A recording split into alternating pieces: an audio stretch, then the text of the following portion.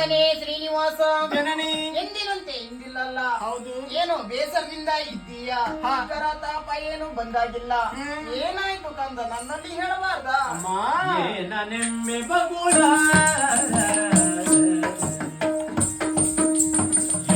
ನೆಮ್ಮೆ ಬಗುಳ ದೇವಿಯ ಬೇಳುವೆಯನ್ನಡಲ ದೇವಿಯ ಬೇಳುವೆಯನ್ನಡಲ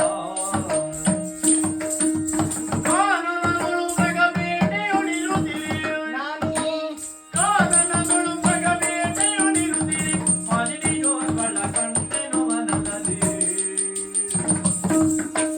ಕಾರಣಗಳು ಮಗಬೇಟೆಯೊಳಿರುತ್ತಿರಿ ಮಾಲಿನಿಯೋರ್ಗಳ ಕಂಟೆನು ವನದಲ್ಲಿ ಏನನೆಂಬೆ ಬಗುಳು. ಅಮ್ಮ, ಮಗನೇ ಮನಸ್ಸಿನ ದುಗುಡ ದುಮ್ಮಾನವನ್ನು ಏನಂತ ಹೇಳಲಿ ಅಮ್ಮ? ಏನಾಯ್ತು ಕಂದ? ನಿನ್ನೆ ದಿವಸ ನಿಮ್ಮಿಂದಲೇ ಅಪ್ಪಣೆ ಪಡೆದು ಮೃಗ ಬೇಟೆಗಂತ ನಾನು ಕಾಡಿಗೆ ಹೋದವನು. ಹೌದು. ಹೋಗಿರುವಂತಹ ಸಂದರ್ಭದಲ್ಲಿ ತರುಣಿ ಓರವನ್ನು ಕಂಡೆ ಅಮ್ಮ.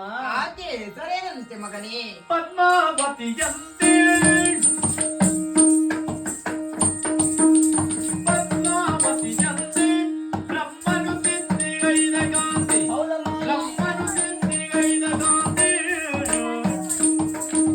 ಮುದ್ದು ಮುಖದ ಜಲವೇ ಮುದ್ದು ಮುಖದ ಜಲವೇ ಕಟಾಕ್ಷಣ ಬಿದ್ದೆನು ಅವಳ ಮೋಹದವಲೇ ಪದ್ಮಾವತಿಯಂತೆ. ಅಮ್ಮ, ಮಗನೇ ನೋಡೋದಕ್ಕೆ ಸುಂದರವಾಗಿದ್ದಾಳೆ. ಹೌದಾ? ಕೌನ ನಾಡಿನ ಆಕಾಶರಾಜನ ಮಗಳಂತೆ ಅಮ್ಮ.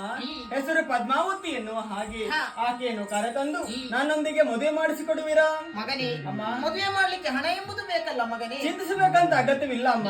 ಕುಬೇರನಲ್ಲಿ ಸಾಲ ಪಡೆದರಾಯ್ತಲ್ಲ. ಸಾಲವನ್ನ ಮಾಡಿದ್ರೆ ಸಾಲವನ್ನ ತೀರಿಸುವ ಬಗ್ಗೆ ಹೇಗೆ ಮಗನೇ? ಅಮ್ಮ, ಆ ಕಡಲೊಮ್ಮೆ ದೃಷ್ಟಾಯಿಸಿ ನೋಡಿ ಅಮ್ಮ. ಕಾಣ್ತಿರೋದು 7 ಬೆಟ್ಟಗಳು: ಶೇಷಾಚಲ, ವೃಷಭಾಚಲ, ವೆಂಕಟಾಚಲ, ಅಂಜನಾಚಲ, ಗರುಡಾಚಲ, ವರಹಾಚಲ. ಈ 6 ಬೆಟ್ಟಗಳಿಗಿಂತ ಅತಿ ಎತ್ತರವಾಗಿರುವಂತಹ ಬೆಟ್ಟ ಅದುವೇ ತಿರುಮಲಾಚಲ ಬೆಟ್ಟ. ಆ ತಿರುಮಲಾಚಲ ಬೆಟ್ಟದಲ್ಲಿ ತಿರುಮಲೆಯಲ್ಲಿ ತಿರುಪತಿ ತಿಮ್ಮಪ್ಪನಾಗಿ ನಾನು ನೆಲೆಗೊಳ್ಳುತ್ತೇನೆ. ನನ್ನನ್ನು ಕಾಣೋದಕ್ಕೆ ಹಲವಾರು ಭಕ್ತಾದಿಗಳು ಬರುತ್ತಾರೆ. ಬರುವಂತಹ ಭಕ್ತಾದಿಗಳು ಹಾಗೆ ಬರುವುದಿಲ್ಲ ಅಮ್ಮ. ಮುಡಿಪನ ರೂಪದಲ್ಲಿ ಕಾಣಿಕೆಯನ್ನು ತರುತ್ತಾರೆ. ಆ ಕಾಣಿಕೆಯನ್ನು ಸಮುದ್ರಾಜನ ಮುಖೇನವಾಗಿ ಕುಬೇರನಿಗೆ ಆ ಸಾಲವು ನಾನೇ ತೀರಿಸ್ತೇನಮ್ಮ. ಮಗನೇ, ಅವ್ರು ಎಲ್ಲರಿಗೂ ಸ್ಥಳವನ್ನು ಅನುಗ್ರಹಿಸಿ ಕೊಟ್ಟಿದ್ದೀಯಾ ನೀನು. ನನಗೆ ಇರುವುದಕ್ಕೆ ಸ್ಥಳ ಎಂಬುದು ಬೇಕಲ್ಲ ಮಗನೇ? ಉಂಟು ಅಮ್ಮ. ನನ್ನ ಕೊರಳಿನಲ್ಲಿ ಗೋಕುಳ ಮಾಲಿಕೆಯಾಗಿ ಎಂದೆಂದಿಗೂ ನೀವು ರಾರಾಜಿಸ್ತಾ ಇರ್ತೀರಿ ಅಮ್ಮ. ಸಂತೋಷವಾಯ್ತಲ್ಲ? ಸಂತೋಷ ಆಯ್ತು. ಹಾಗಾದ್ರೆ ಆದಷ್ಟು ಬೇಗ ಈ ಮನೆಯಲ್ಲಿ ಶ್ರೀನಿವಾಸ ಕಲ್ಯಾಣವಾಗಲಿ ಅಂತ. ನಮೋ ನಮಃ. ಪಕ್ಷಿ ಜಾತಿಗಳೆಲ್ಲ